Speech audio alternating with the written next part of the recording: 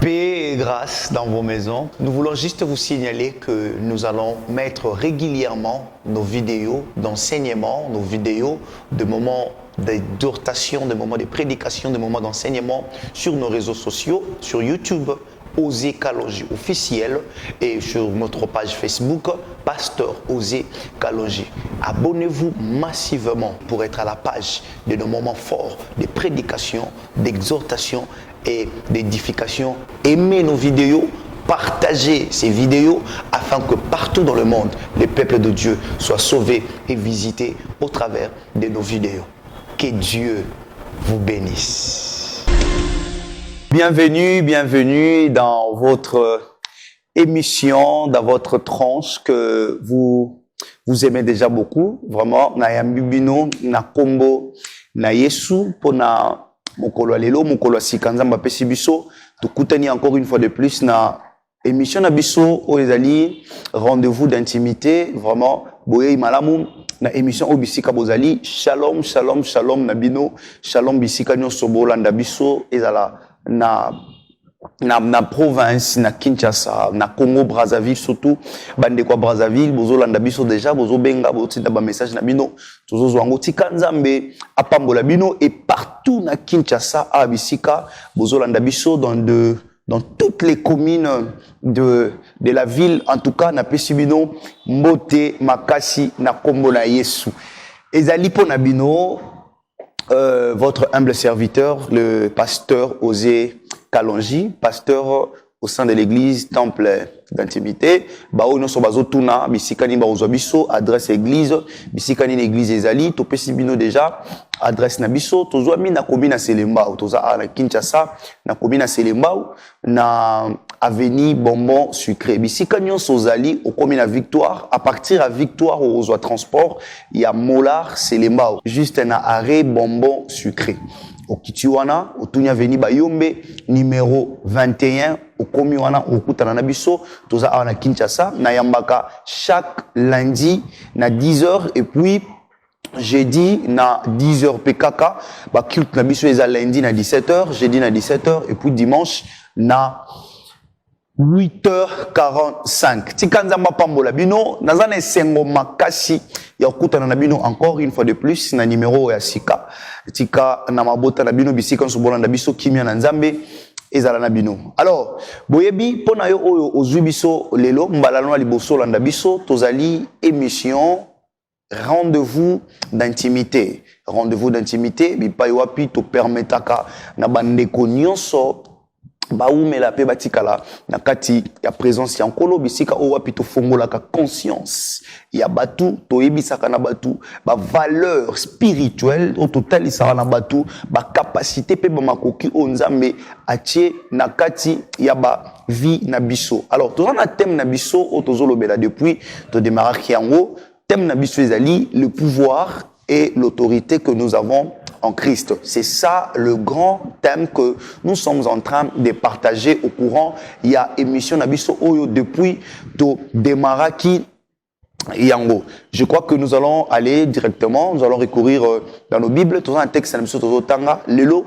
Tozotanga, livre à Exode, chapitre 2, le verset 1er, bisiko zali na biso elongo fongo la Bible non nandaku otanga na biso pour comprendre makambo yo nzambe azo lobela biso kati na esika o. Nous lisons au nom de Jésus. Un homme de la maison de Lévi avait pris pour femme une fille de Lévi. Cette femme devint enceinte et enfanta un fils. Elle vit qu'il était beau et elle les cacha pendant 3 mois. Ne pouvant plus les cacher, elle prit une caisse de jonc qu'elle enduisit de bitume et de poids. Elle y mit l'enfant et les déposa parmi les rousseaux sur le bord du fleuve. La sœur de l'enfant s'est mise à quelque distance pour savoir ce qui lui arriverait. La fille de Pharaon descendit au fleuve pour se baigner et ses compagnes se promenèrent le long du fleuve. Elle aperçut la caisse au milieu des ruisseaux et elle envoya sa servante pour la prendre. Elle ouvrit et vit l'enfant. C'était un petit garçon qui pleurait. Elle en eut pitié et elle dit, c'est un enfant des Hébreux. Alors la sœur de l'enfant dit à la fille de Pharaon, veux-tu que j'aille te chercher une nourrice parmi les femmes des Hébreux pour allaiter cet enfant? Va lui répondit la fille de Pharaon, et la jeune fille alla chercher la mère de l'enfant. Parole du Seigneur. Alors, nous bénissons Dieu pour ce grand message. Nous sommes en train de parler sur le pouvoir et l'autorité que nous avons en Christ. Je crois que depuis qu'on a débuté, nous avons que nakati na Christ, nous avons pouvoir, tu as une autorité, oyo ezakati na biso. Na lobaki, ba chrétien et belé lelo ba na problème, il y a ignorance. En fait, tu as la puissance, mais le problème est que tu es tellement ignorant par rapport à la puissance au Nzambe Atie na kati na biso. Tu es ignorant par rapport à la capacité, à la potentiel où tu peux reproduire en tant qu'enfant de Dieu. C'est ça un peu où ils ont comme la biso na kati ya bonzambe. Tu lobaki puissance au Nzambe Atie kati na biso, et ça pour renverser le système. Des places de komaki, renverser les systèmes. Oyebi, tolobalaki plus sur les systèmes. Système ezali, succession à makambo. Eza makambo kolandana. Soki na libota na bino, bozo vivre makambo ya lolenge moko. Bisika nyonso oyo, système ezali, esalaka ke ba makambo elandana. Ezala lolenge moko. Batu nyonso ba vivre makambo ndenge moko. Makambo oyo papa vivaki, makambo mama vivaki, ya mwana pezo ki n'okite pa bana. Batu nyonso ba yebi, na famille na biso, tokutana na makambo aboye. Batu nyonso ba yebi,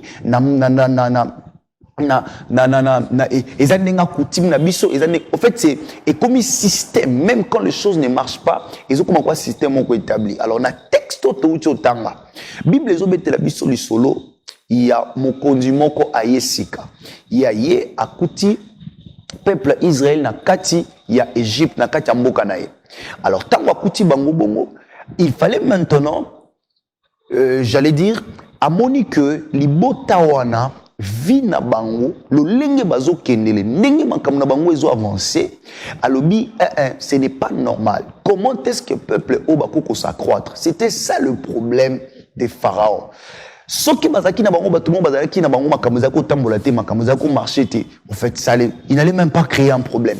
Laisse-moi te dire une chose, nekozo la nanga na minito yeba yango tango makambo ezo simba na vina o, tango makambo ezo kende lolenge sengeli, tango ba affaire na yo ezo simba, il faut la ka prudent parce que batu nyonso bazo tala yo bako sepela te tango bomona makambo ezo kende malamu, bako sepela te mama ovandi wana, bako sepela te bamona ka bana na yo makambo na bango ezo avancer ya bango kuna ezo simba te, ils ne seront pas d'accord, bako luka chaque fois pas combattre. C'est ça le problème des pharaons. Pharaon a télémi alobi pona nini bato yo bazovanda kimia na kati ya mboka na biso ozomona te que ninge bazokola baza plus puissant que biso et seigneur na biso tolakisa bango que biso nde toza bakolo mboka, il faut to attaquer bango, il faut to combattre bango. C'était ça l'objectif ya pharaon. Nazolinga na yebisa ndeko mo kati ne sikoyo monde des ténèbres bisika nyonso misala molili ezo dominer, bisika nyonso misala monde ténèbres ezo dominer, ekotikala ka kolinga teke makambo ezala malamu, ekotikala kolinga teke makambo avancer, ekotikala kolinga teke olungwa na bisika ozala ki pe omata. Nde siko pharaon lobi installons un système. Totie la bango système. Système nini ba établir? Na lobaki yango bisika nyonso yo système ezali ba tiaka résolution. Eza na ba résolution. Résolution linkoloba ba makambu ba lengeli, makambu ba bongisi pona ko détruire. Bible lobi na biso ko bosana te na Jean chapitre 10 verset 10, les voleurs ne viennent que pour dérober, égorger et détruire. C'est ça la mission principale de l'ennemi. Akoya pona ko yiba ko panza pe ko boma. Musala ne yango wana. Alors pour boma akoza ce qu'on a ba stratégie. Ozomona monde des ténèbres opéraka na ba stratégie. et qu'il n'y a jamais du coup non, va coopérer dans ma technique, dans ma stratégie, va en œuvre les plans, c'est ça ce qu'on appelle le projet, va établir comment est-ce que tu peux réaliser et ça le cola mon oiseau linga accomplir mission mon kwazanango azo linga accomplir likamo oiseau linga sala mais azomi tout na sikwa lobi nakoki ko sala nini pour que na combattre. C'est ça ce que Pharaon a fait. Et le connu tokoko sala pour que toi empêcher à croître. Et le connu tokoko sala pour que toi empêcher bangoba comme ebélé. Pour que toi empêcher bangoba fuluka. Yaya ena batu bakote le mana monde des ténèbres. Bakote le baloba et le connu bako sala pour empêcher yo. Bakote le mabakoloba nini tokoko sala pour toi empêcher libala ne salema. Yozo préparer mariage. Mais yebite qui s'élève pour ndolo ni na kosala pour combattre les ballots. Ozo préparer au banda entreprise, au banda faire, wana ba projet. Ozana moi boutique na oche na coin. Ozana moi ba faire nos sala. Nzoka pendant que yozo réfléchir, ozo loba, il faut ba faire nanga et avancer. Nzoka zana mutu moko pe dans son coin. A telemi azoloba nini na koko sala pour na zongise sima. Ya na bateau ba ba ennemi ba programme ninga.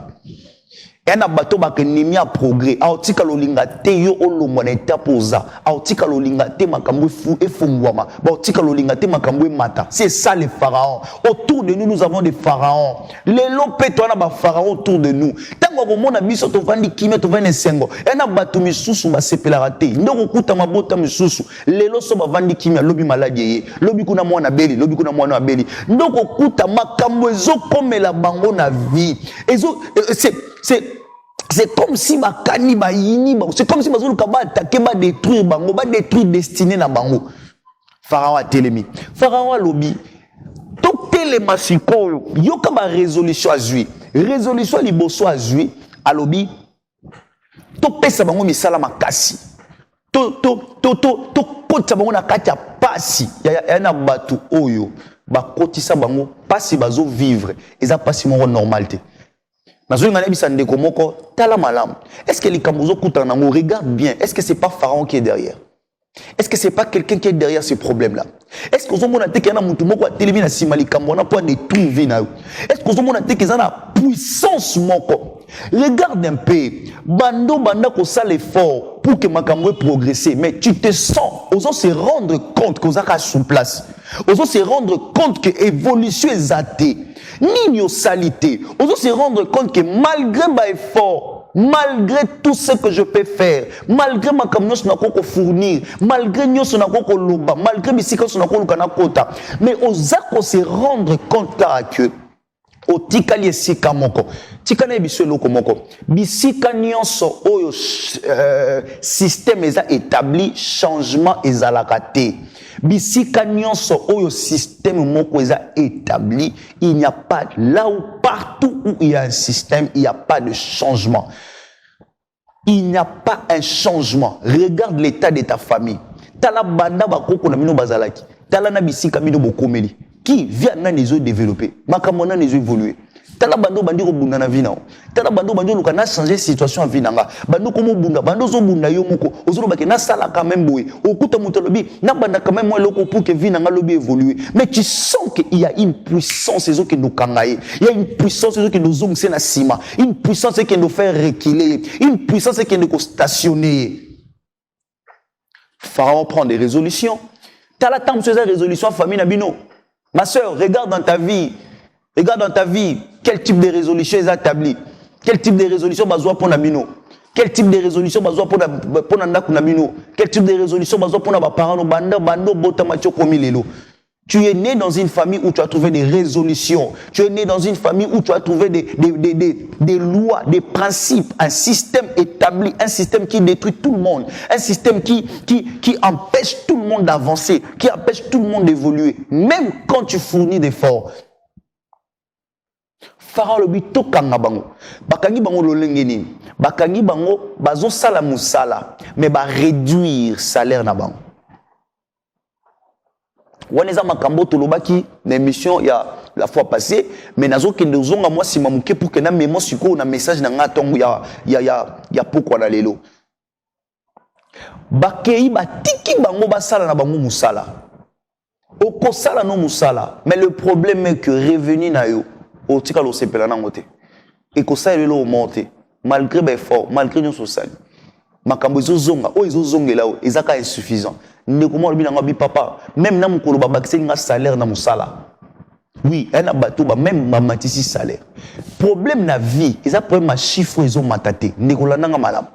Problème na vie, ils a problème ma chiffre ils ont mataté. Problème ezali puissance ils ont commandé ma chiffre wana parce que un abatou oyo peu importe oyo ko gagner na vie mais ce qui va installer système moko na bomo inayi balobi ke eloko ya ko gagner mbongo ya ko zwa somo ko zwa bisika wana akosela ngo eloko te tu remarqueras asali ba effort abundi jusqu'à ce que eloko moko pe salemi na kata vie na été mais prière na ngai na minute yozo landanga oza connecté. Ndeko eza pambate okoyi na programme eza hasard te nzamba sala ke loko pambate ovandaki na ndaku lelo zo zappé mais par hasard même soko za kozela déjà programme mais tika na ebisa yo o eza programme ko impacter vie na yo eza programme ko transformer bomo na yo eza programme ko kangola yo pe ko changer lo lenge no mona makambo na kombo na Yesu.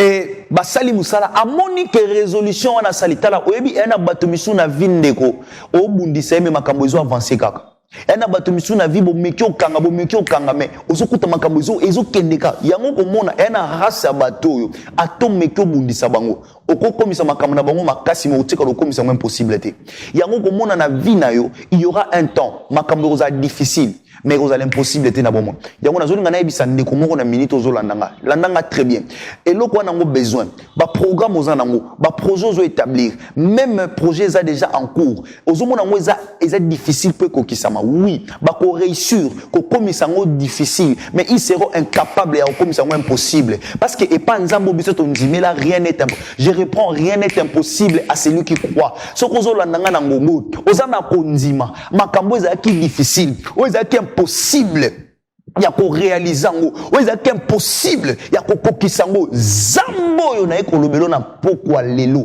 azana capacité azana compétence ana makoki ya ko sala pe ko kokisa yango na kata bomo ina yo ata etelema kilo lenge nini ata ma puissance ngo domina ki ndenge nini ata ma puissance ngo ezo wutela wapi ezo telema lo lenge nini menzambo yo na memelio meli lobo yo na memelio na ngongo ezana capacité na possibilité ya ko komisa o ezala ki difficile o ezala ki pasi lobi lelo ekoma pete na kombo na Yesu sokozo landanga ndimela nzambo na memelio Yesu Kristo de Nazareth azana possibilité ya ko impacter vie na yo azana possibilité ya ko changer ba situation pe ba donner na kata vie na yo afin que makambo zala ko sala lobi te lelo okomo sala ngo pe na kombo na Yesu esalema pe bongo na kata bomo ina yo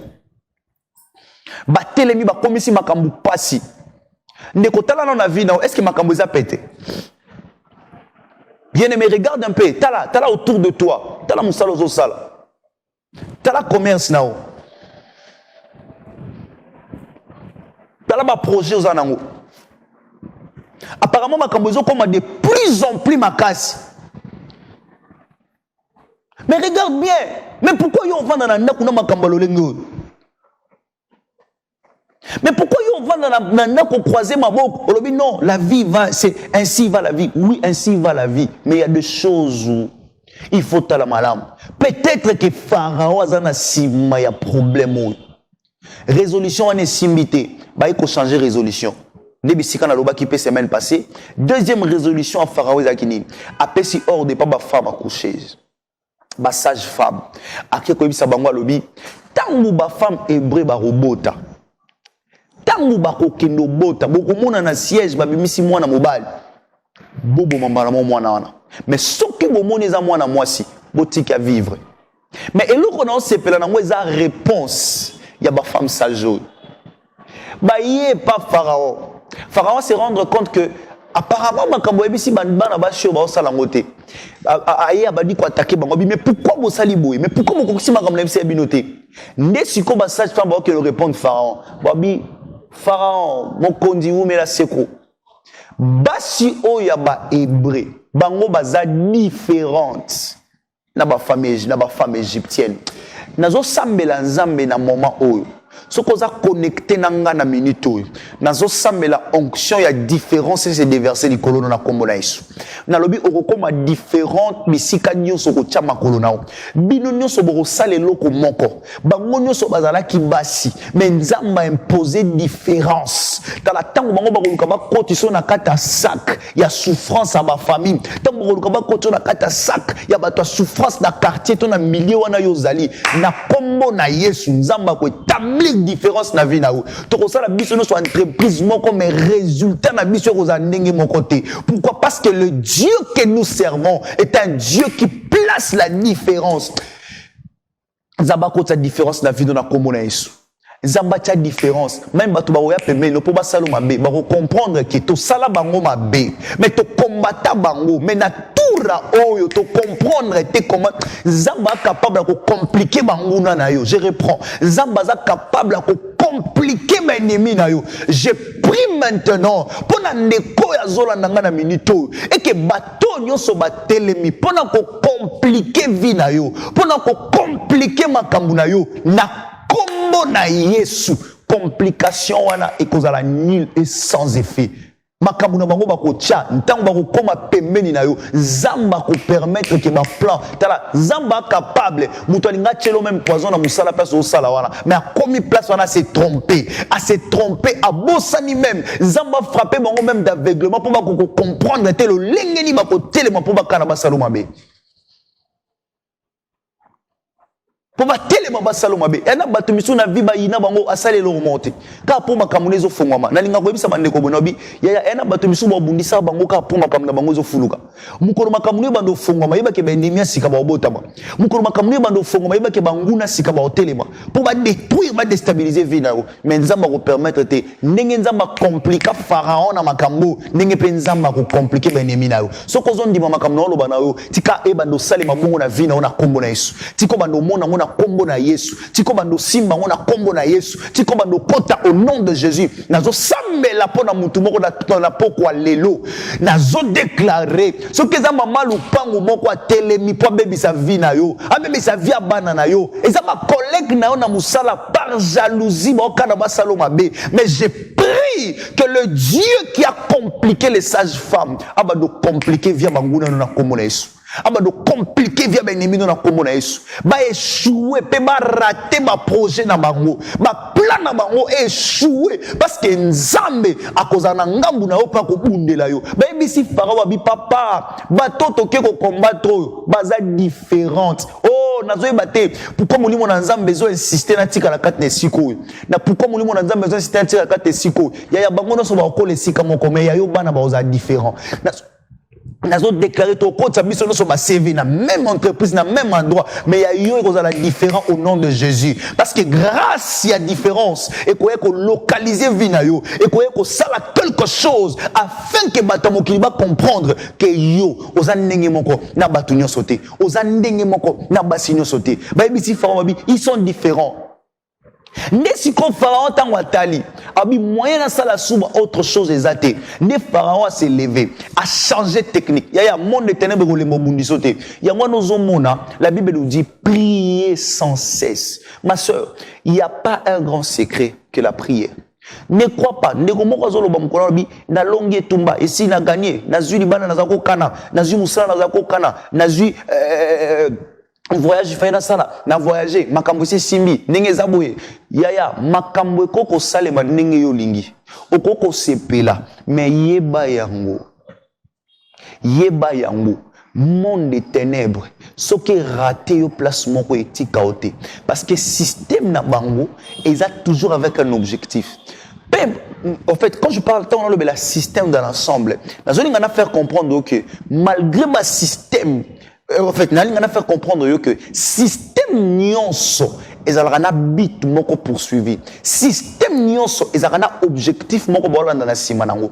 Objectif na bango majeur ezaka yo za la détruire. Objectif na bango majeur ezaka vinwe beba. Objectif na bango majeur ezaka suka kaka boye. Okatana bakata voyage na nzela. Pharaon a changé résolution. Nalobaki première résolution, apesi bango malheur. Deuxième résolution, à côté, et pas femme sage.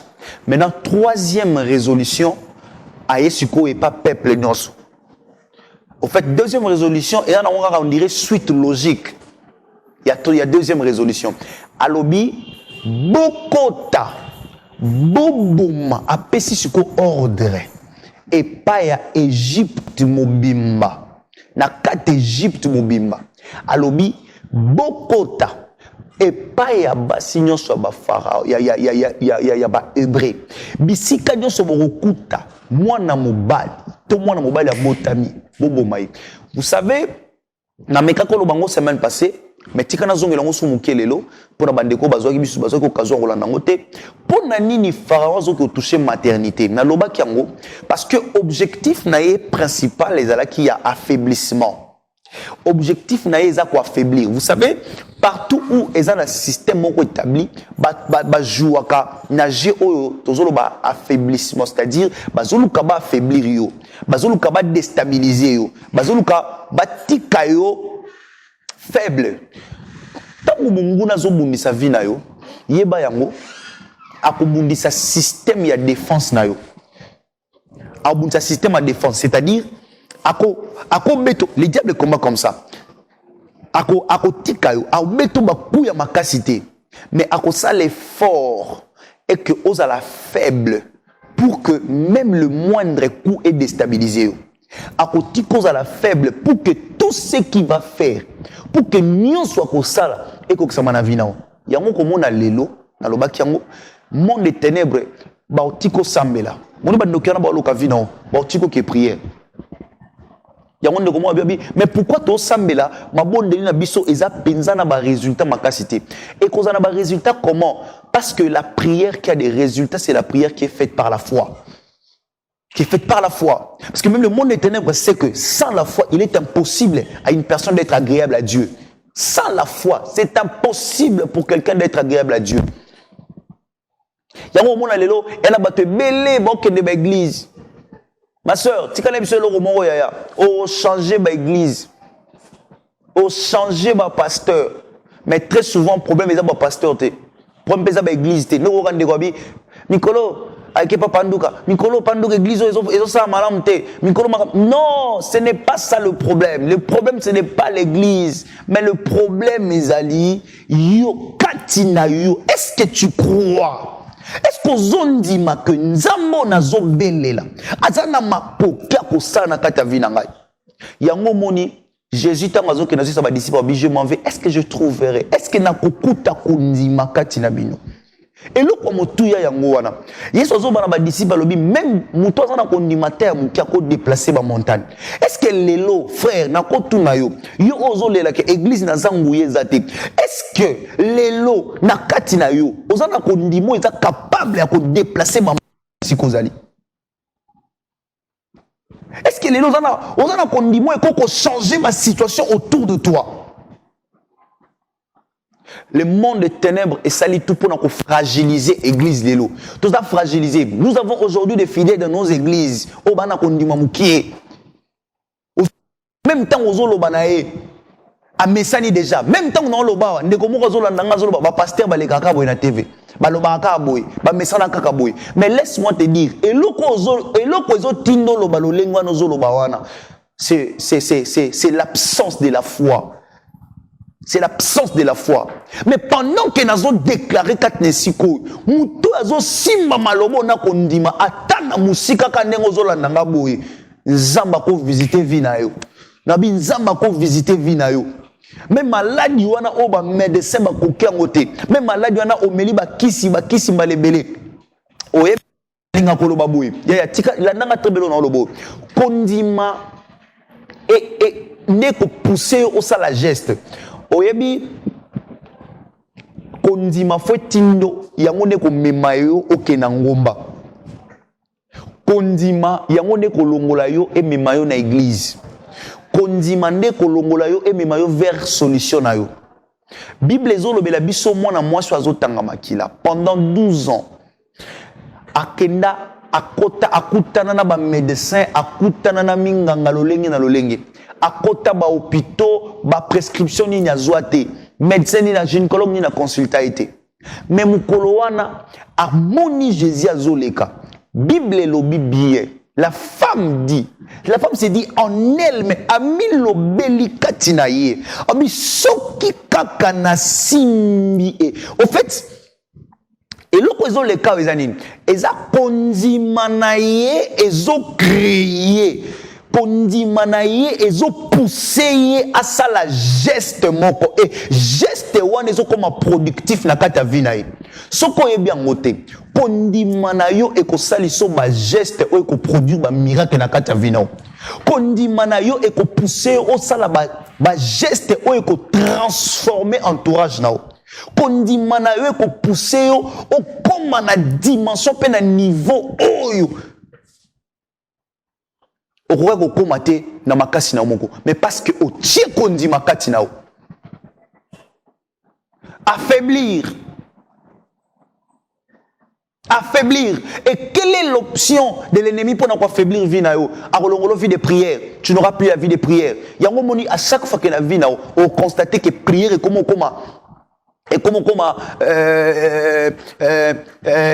dérangement mon repos na yo. Comment on doit prier comment le perd ta temps. Vérifie bien. Peut-être c'est le plan de l'ennemi pour affaiblir les botana yo.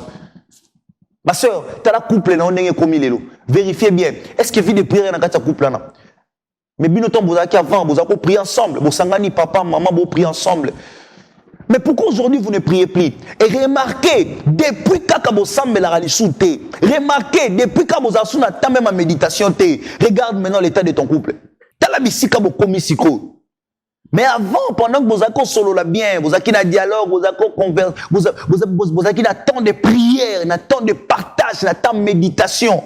Pendant que vous êtes en train de chercher Dieu, vous avez couple, mon quoi prière. Makamezaki bien. Mais regarde maintenant, bisika ni bokomi. Tala siko bisika ni bokomi. Ozomona comment est-ce que monde des ténèbres affaiblir vie nabino totalement et affaiblir foyer na yo. Bokomi fragiliser à cause de ça. C'est ça l'objectif de l'ennemi. Alors on vie de prière, on le kondima. Alors on même confiance. Même pas basali nzambe. Ndoko mona mutu nena lobaki même atandenge to loba ata yo kili loba ngondenge ni. C'est toujours comme ça. Même mutu monta ngota lobi abi voilà c'est toujours comme ça. Balobaka bongo mutu s'habituer na ngwa lobi oh ça se passe toujours comme ça na yebi des ndenge sbandaka ndenge sukaka. Mais laisse-moi te dire na kati na yo soko longoli kondima même makambo nzamba bongisa ki posa na kati ya vino tika lo mona ngote. La seule chose qu'on produit, bah miracle, minel na kata bomo inao. La seule chose qu'on produit, bah makambo yo, o mukile ko sel la oteza na kata prière. Et le comment ko changer pe ko transformer vie na yo. Ezaka na kata lo sambo api, lo sambo ronzima. Il est écrit tout ce que vous demanderez en priant par la foi, croyez. Tout ce que olo ko nyonso ko senga na nzela lo sambo, mais bakisa na ronzima. Objectif les acquis fragilisés.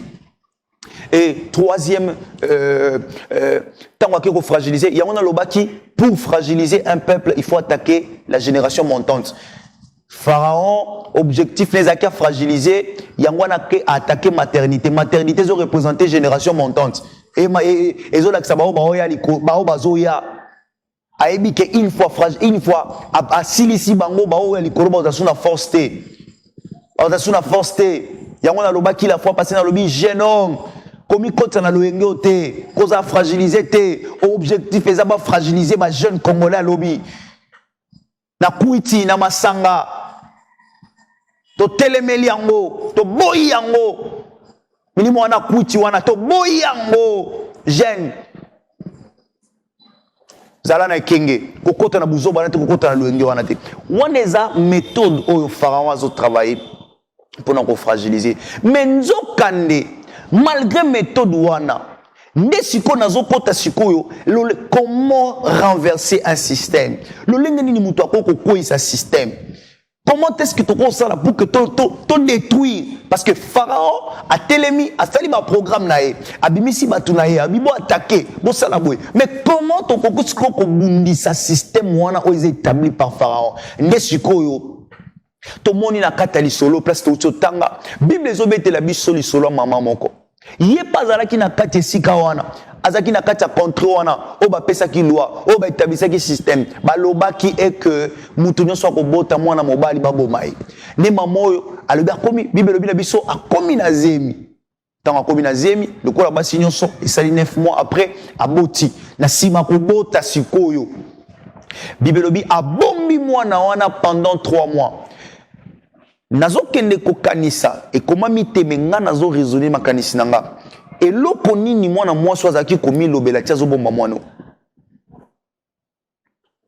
je ne sais pas entre guillemets c'était quoi sa pensée mais nakoki kokota na kati ya ba pensée na ye en voyant juste la façon dont le solo netambolaki je comprends que na kati na ye amilobelaki yanga mwana kokufa te yanga mwana kokufa te mama ozotele mozolo bakeya yo mwana kokufa te na bisiko yo pharaon numéro 1 ya mboka ya royaume apesi ordre alobi batu nyonso bakota mabe baboma bana mibali mais yo zokendolo bakeya yo mwana kokufa te et certainement soko landi lisolo wana mwana na pas kufa te pourquoi parce que maman na ye azaki na décision yango na pokwa lelo na memeli yo méthode moko ya liboso pona ko combattre pour na ko sa système o etelemi na kati ya bomoi na yo ezali na décision révolutionnaire olikoloba mokano ya botomboki ya kotelema pe koboya oyebi bien aimé partout dans le monde même na makambo etali ba état na makambo etali mboka ba utiliser plus ba terme révolution olikoloba eza groupe moko ya batu batelemi balobi toboyi système o toboyi lolenga ko mema makambo batelemi batomboki pour que makambo changer bisika bavandi pour que makambo changer na mboka na bango na contre o bazali ndeko tikana biso eloko moko soko telemité pour na vie na eloko échanger zate yeba yango partout où il y a un changement il y a toujours une révolution et loko ememaka changement na kati ya vie mutu révolution na zolo beza ko kendozwa mindu kité ozima sasi okebuna non révolution na zolo beza révolution spirituelle révolution na zolo beza attitude moko spirituelle attitude moko mwana nzambe o atelemi alobi yanga ekosalema lolengo te regarde un peu l'attitude de maman ya Moïse alobi mwana abotami atali mwana bi mwana za kitoko na ko céder na ko tike boité ndeko est-ce qu'il venir no ko tika mo be bakaboy ma sœur est-ce que vino ko tika mo ki ka détruit boye on dit makaka on les kana na même situation bande ko ba le kana on liboso est-ce qu'on dit makaka on vivre ka le même problème oba yaya no bakuta nango oba mamba ba parents no ba le kana nango mais pourquoi tu dois accepter de vivre le même problème mais pourquoi tu dois accepter de vivre le même d'avoir la même maladie mais pourquoi tu peux pas te lever et dire que nali et pas nangé ko salemate et pas nangé ko salemate naye na pokwa lelo pona ko ebisa ndeko moko aboya makambo ezotelema na kati ya vie na ye soko ebi yango te na mokilo ndenge toza boye makambo tondimaka o tondimelaka yango ne komela biso oto ndimelaka yango ni ekangama biso na nzoto yeba yango soko ko ndima pasi wana yeba ke koma pe etika na bongo na kati ya vina mais soko ko telemo ko boya yango soko ko telemo ko zwa décision nazolinga après koyoka mateya oyo après kolanda ngai na émission oyo ezalaka émission landité ya masapote mais ezala décision ezala émission oyo ko pona ko révolter ko ndima na yo émission ko pona pour révolter le lenge na yo komona makambo pour révolter ta façon de comprendre même les choses de Dieu ta façon d'agir ta façon de te comporter face à ma situation compliquée où est mi likolo bomo ina yo mais pourquoi pas t'élever et prendre une décision quand le mec na lingi lisu makambo etelemate continuer le lenga na vie na ngai ma sœur tikana biso lo moko metu na yo peso solution te tikana biso loko moko makambo okutana ngo soko croiser maboko okanyango ezana batebela zolanda nga yawa avandi na souci na la chambre avandi na inquiétude na ye avandi na problème na ye awe batake nango wapi azo batame mango wapi azo batake nango bisika nini mais na pourquoi lelo na memeli yo solution mais na minito na zolo banao na memeli yo solution par rapport il y a problème aux okuta nango. Na memelio solution, méthode malamu à kobundisa likambo neza ko telema pe ko boya. Il y a des choses où il faut que l'on eko salema boye te na vie na ngai. Il y a dans makambo ko telema lobi et ko continuer le lengo te na bomo. Tu prends une décision qui te pousse à changer les choses. Mais décision nous avons na katia kondima. Décision nous avons pendant que au tiers la foi au tiers kondima au kotisi kondima makasi kat na yo aux une décision pour tanto lango na monoko pe makambo changer autour de toi. Tokotanga ngana au texte moko. Eza Siméon. Siméon zoloba. Alors belo montre capital. Oh, je bénis Dieu pour ce moment. Luc chapitre 2. Luc chapitre 2, verset 34.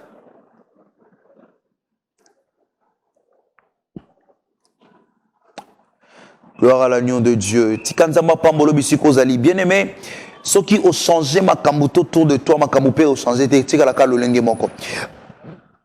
Simeon mukola moni mwano yo Yesu alobi atelemi abandi koloba alobi Simeon le bénit et dit à Marie sa mère, voici cet enfant est destiné à amener la chute et relever les relèvements de plusieurs en Israël et à devenir un signe pour provoquer la contradiction. Siméon Zoloba, alors il parle de Christ.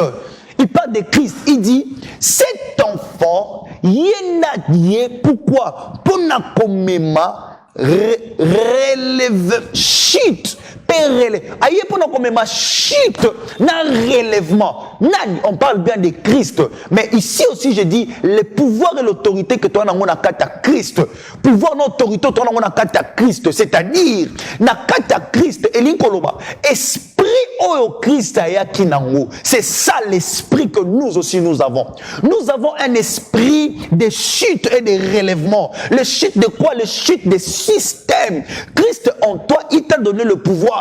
Christ en toi, il t'a donné l'autorité. Il y a pour renverser. Il y a pour quoi ça. Il y a ma chute dans ta famille. Il y a ma chute dans Bissikouzali. Il y a ma chute Bissikoza. Dans le système on est élevé. Il y a pour renverser.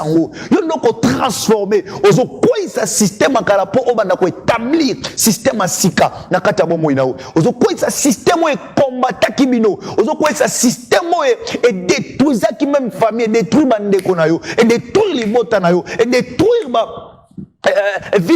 mais yo telemi une décision ferme, une décision forte avec foi au telemi lobi makamboyo et ko continuer les sous-souter na katia bomo inanga na au telemi polobi makamboyo et ko telema les sous-souter pe ko continuer te nanya ko telema qui peut s'élever pour sa famille qui peut s'élever pour sa vie nanya ko telema une décision pour que makamboyo ça ait changé autour na pour que makamboyo changer Missi Kazali. Bien aimé, soko télémité et le comment vous changer te na kata bomo inao. Soko télémité et le comment vous changer te na vie na yo. Longwa Missi Kozali, telema, longwa Missi Kozali, joie courage, longwa kolela, longwa la maya mis, tika kolele ko changer le côté. Ko mettre la batuma solo ne ko changer le côté. Mais telemo luka place so ya malam, telemo luka Missi ko ya malam pour que makambwano et telemi et changer vie na yo. Pour que makambwano et telemi et bongo la paix et transformer vie na yo. Yango prière nanga na moment oyo pona bandeko nyoso balandi biso pona bandeko nyoso bazwa ki tant ko demeurer na biso na temps oyo ya prédication pe ya prière pe ya déclaration forte nazo sambela nzambe et que ma vie na biso ezala changer pe transformer ndeko kotala grandeur ya likamuna te nzambo na ko memela o nzambo na ote ayo azana possibilité ya ko changer likamwana atali kamango ko même akasi ndenge nini atali kamango telema kilo lenge nini nzambe wana azana possibilité pas ana capacité ya ko changer pe ko bongo la vie na yo soki kaka otie kondima na kati ya motema na yo. Comme on a eu pasteur Osé Kalonge, nazaki na esengo ya ko présenter une émission oyo nazali pasteur na église temple d'intimité bandeko belé batuni biso pasteur ndenge ni toko kutana na yo nazo bande l'adresse adresse na biso ezali na commune ya Selembao alobaki toza na commune ya Selembao référence na biso eza arrêt bonbon sucré soko commune arrêt bonbon sucré otuni avenue Bayombe numéro 21 soko yo wana okutana na ngai na yambaka chaque lundi à partir il y a 10h à partir à 10h il y a kokutana ngai ya kato solola et nzamba lola azanga te ko pambola yo et surtout nazo benga pe ba partenaire pour l'émission oza pour soutenir l'émission pour que l'émission continue et koba contacter biso numéro ezawana ya ka toza na besoin ba soutien na bino toza na besoin ya ba appui na bino pe ba partenaire pour na tina ya émission au poto continuer ko panza sango malam ko bosana te landaka biso chaque dimanche à partir à 16h juste et puis le même dimanche lundi biso suna poko nango na butu na 1h45 et puis rediffusion na biso ezali mercredi na 11h10 na kutani na bino mbala sima kimia na nzambe etikala na bino tikete nzambe nanga apambola yo muto zwa kiliba ko malamu ya kolanda biso na kombo na Yesu bye.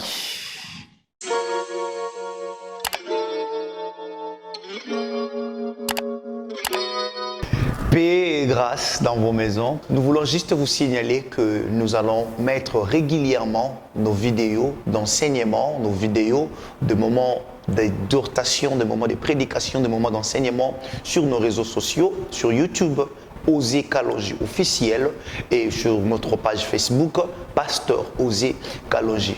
Abonnez-vous massivement pour être à la page de nos moments forts de prédication, d'exhortation et d'édification. Aimez nos vidéos, partagez ces vidéos afin que partout dans le monde, les peuples de Dieu soient sauvés et visités au travers de nos vidéos. Que Dieu vous bénisse.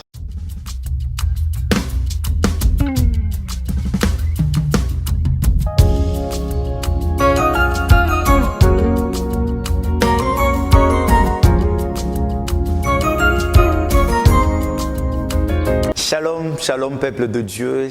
En fait, sur la croix, au-delà de dépouiller l'ennemi, au-delà de dépouiller, il nous a donné le pouvoir. J'ai envie de dire à quelqu'un, ce que Christ nous a donné est plus que de l'argent, est plus que de l'or. On a le pouvoir, on a la puissance.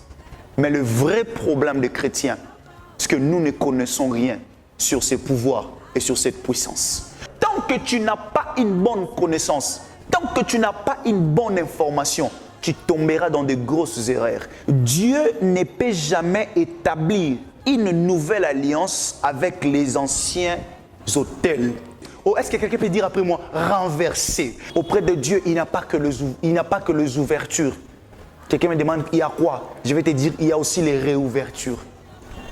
Il n'y a pas que des ouvertures, mais il y a aussi des réouvertures. C'est-à-dire, ce qui était fermé peut encore se réouvrir. C'est possible, ce que tu avais perdu au monde et que tu le récupères en Christ. Quelle est cette joie-là de rencontrer Jésus sur son chemin? Si je suis heureux, c'est parce que j'ai rencontré Christ. J'ai envie de dire à quelqu'un, lorsque tu rencontres Christ, même ce qui était perdu avant lui, il te les rendra.